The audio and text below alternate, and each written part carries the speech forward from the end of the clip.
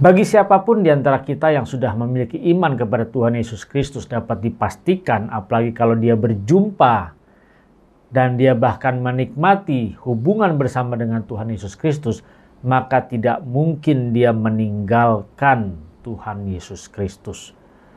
Jadi kita tidak dapat mengatakan kepada orang ini meninggalkan imannya. Kalau sekarang dari setiap perilaku dia yang banyak orang saat ini mengamati, bahkan mengomentari dan menghujatnya, bahkan tidak sedikit yang melaporkan orang ini kepada pihak kepolisian atas penistaan agama. Bagaimana seharusnya sikap kita saat ini, Bapak Ibu Saudara? Mari, saya mengajak Bapak Ibu Saudara, kita tidak perlu fokus ke dia. Kita fokus saja kepada diri kita dan Tuhan. Kita fokus kepada perubahan hidup kita. Karena firman Tuhan katakan bahwa kita harus terus berubah.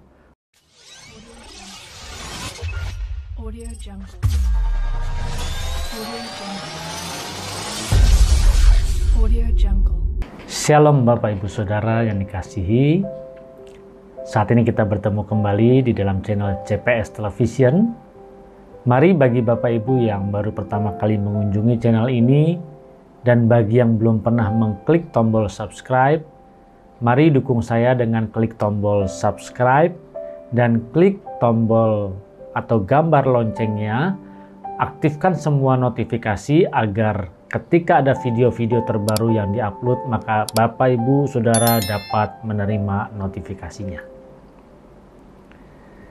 Beberapa belakangan ini sering ada berita viral yang banyak kita dengar atau kita lihat.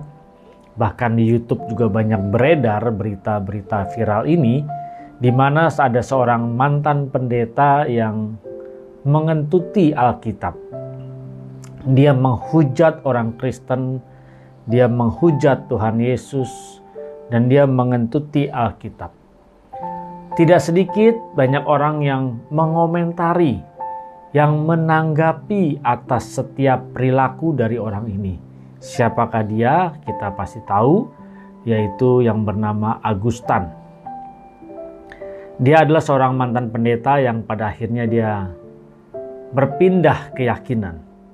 Kalau banyak orang bilang dia meninggalkan imannya. Nah, di sini perlu kita ketahui Bapak Ibu Saudara sekalian, bahwa sesungguhnya kita tidak perlu mengomentari orang ini. Dan saya mengajak ayo untuk semua sahabat CPS, sahabat-sahabat saya, Bapak Ibu Saudara sekalian, janganlah kita ikut mengomentari orang ini.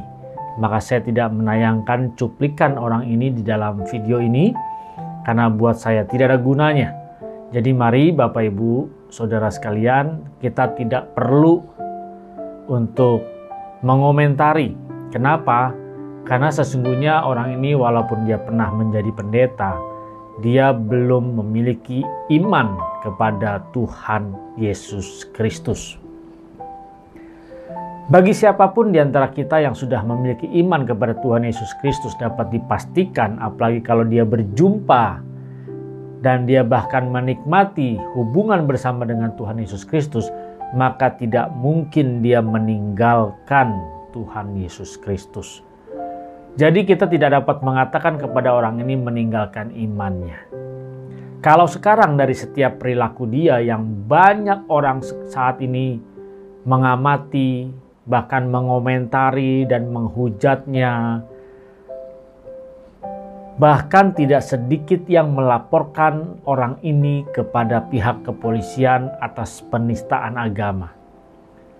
Bagaimana seharusnya sikap kita saat ini Bapak Ibu Saudara?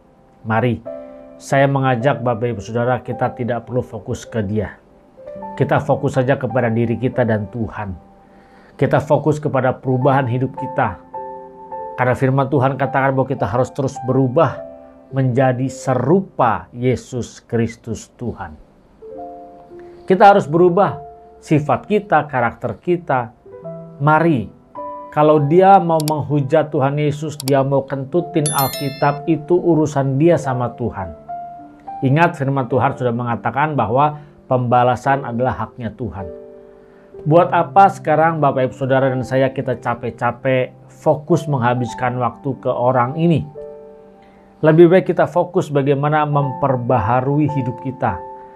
Bagaimana merubah karakter kita, sifat kita. Kalau ada orang seperti ini ya sudah kita doakan saja, ampuni, lepaskan pengampunan. Biarlah Tuhan yang membuat dia berubah, Tuhan yang menjamahnya. Kalau tidak berubah bagaimana? Kalau tidak berubah ya itu sudah hak dia. Tuhan tahu yang terbaik harus seperti apa. Maka sekarang fokuslah kepada diri kita sendiri, bagaimana kita mengalami perubahan dari waktu demi waktu. Ketika mungkin kita merasa tersinggung, kecewa atas setiap perlakuan dari orang ini, tidak perlu kita ambil pusing. Seharusnya kita memikirkan bagaimana karakter kita, sifat kita berubah di hadapan Tuhan. Bapak Ibu Saudara, kalau dia menghujat Tuhan itu bukan hal yang aneh. Yang dihujat siapa? Bukan kita kan? Yang dihujat Tuhan. Yang dijelek-jelekan Tuhan. Pasti Tuhan akan berperkara dengan orang ini. Dan kita tidak perlu ambil pusing. Yang dihujat Tuhan, maka Tuhanlah yang punya hak, dia mau membalas atau tidak. Tuhan mau berperilaku seperti apa kepada orang ini, Tuhan punya hak. Dan memang tidak heran kalau banyak orang menghujat Tuhan Yesus, banyak orang menghina Yesus. Sejak Yesus ada di bumi ini saja, tidak sedikit kan yang menghujat, bahkan memfitnahkan yang jahat, mengata-ngatai Yesus. Bahkan tidak sedikit pula orang-orang yang akhirnya apa? Mencemooh, meludahi, memukul dan sampai membunuhnya di atas kayu salib. Bapak Ibu Saudara, itu sudah bukan hal yang aneh kalau ada orang yang menghujat dan menghina. Ingat pengorbanan Tuhan Yesus Kristus di atas kayu salib buat Bapak Ibu dan saya. Di sini ayo kita belajar. Fokuslah terhadap perubahan diri kita. Kalau dia jelek-jelekin, ya itu urusan dia. Kita tidak bisa memaksakan pikiran kita ke dalam orang ini. Kita tidak bisa memaksakan keyakinan kita ke dalam orang ini. Tetapi di sini kita hanya bisa menunjukkan kasih kita, sikap kita, perbuatan kita, karakter kita yang seperti serupa Yesus. Kalau Yesus saja ketika dia ditinju, dihina, bahkan di atas kayu salib, dia sebelum menyerahkan nyawa dia berkata apa? Bapa, ampunilah mereka, karena mereka tidak tahu apa yang mereka perbuat. Yesus sudah memberikan contoh seperti itu. Dia yang dihujat. Dan sekarang ini kalau ada orang yang menghujat, menjelek-jelekan, maka kita tidak pantas untuk membalasnya. Tuhan yang dihujat saja, dia mengampuni. Dia memohon kepada Bapa di surga untuk mengampuni orang-orang yang menyiksa dia. Maka saat ini mari Bapak Ibu Saudara, momentum yang bagus. Jangan habiskan waktu hidup kita.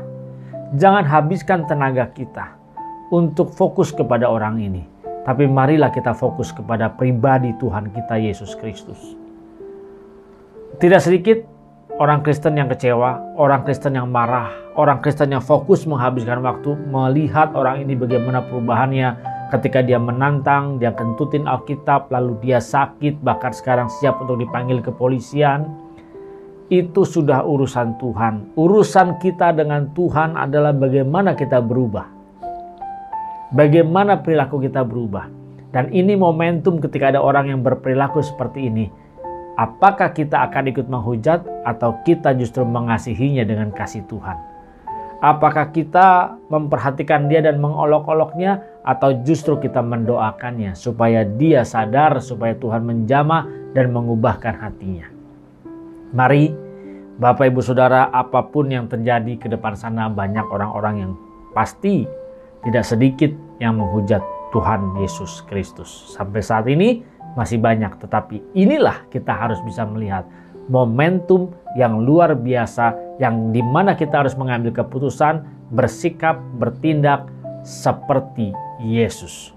Kalau Yesus saja yang dihujat, dihina, dicambuk, ditombak, bahkan di kayu salib, disalibkan, dia saja memohon ampun kepada Bapa di surga atas orang yang bertindak demikian, maka kita pun harus mencontohnya bahwa Bapa di surga, ampunilah mereka semua yang tidak tahu apa yang mereka lakukan.